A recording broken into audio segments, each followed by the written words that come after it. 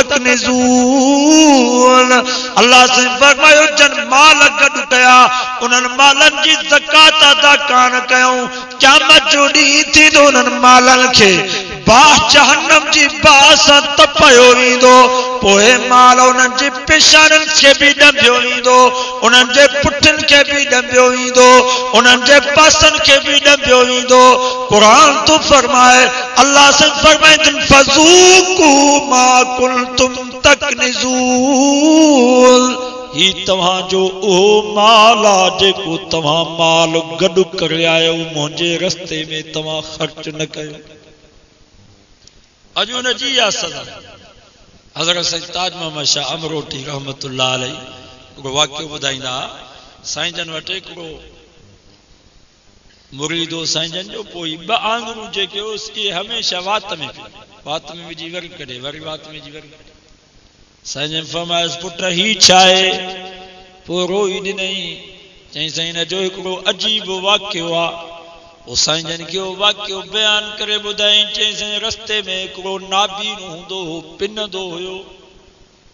पोइ शाम जो जेके बि पैसा मिलंदा हुयसि पोइ उते भरिसां हिकु वण हुयो, उन वण जिठूं खॾ खोटिरियो उन में पूरे वरी मथां पेशाब करे छॾींदो हो।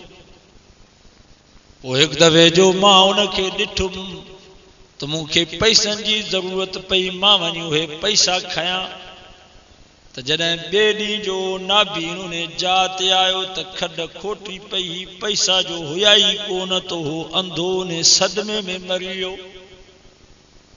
पैसनि जे हेतिरा पैसा जो ॾिठे खॼी विया त इन सदमे में मरी वियो।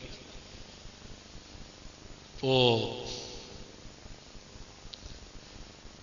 उनखे जो पूरे आया 2-3 महीननि खां पोइ मूंखे अची अलाह जो ख़ौफ़ थियो। मङा इन नाबीने जा पैसा खया हम। पोइ उनजी क़ब्र खोटे उहे जेके बि उन जा पैसा खया उहे वञी क़ब्र में रखी आयुसि। क़ब्र पूरे वरी वापसि आयुसि। 2-3 महीननि खां पोइ वरी मूंखे पैसनि जी ज़रूरत पई, पैसा मिलनि ई कोन पिया। मां चयो हाणे इन अंधे जी क़ब्र खोटिया इहे पैसा खणी वरी ॾेई सो वरी चई साईं वञी मां उनजी क़ब्र जो खोटियमि। वञी उनजे सामीअ ते पहुतुसि त जेके पैसा मां क़ब्र में रखिया हुया उहे सभु पैसा उन नाबीने जे बदन ते टिड़िया पखिड़िया पिया हा।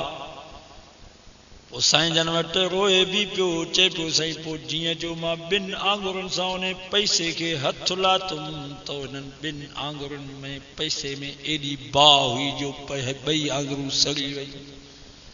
चई साईं जेसि ताईं मां वात में नथो विझां तेसि ताईं मूंखे आराम ई नथो अचे।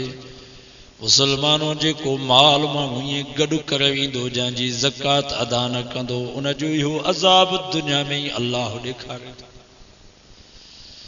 इन ई जे करे कुरान मजीद में अल्लाह से फरमायो वला यहसबन्नल्लज़ीन यबखलून बिमा आताहुमुल्लाह मिन फज़लिही हुवा खैरल लहुम बल हुवा शर्रुल लहुम सयुतब्बकून मा बखिलू बिही यौमल क़ियामह वलिल्लाहि मीरासुस समावाति वल अर्ज़ वल्लाहु बिमा तामलून खबीर।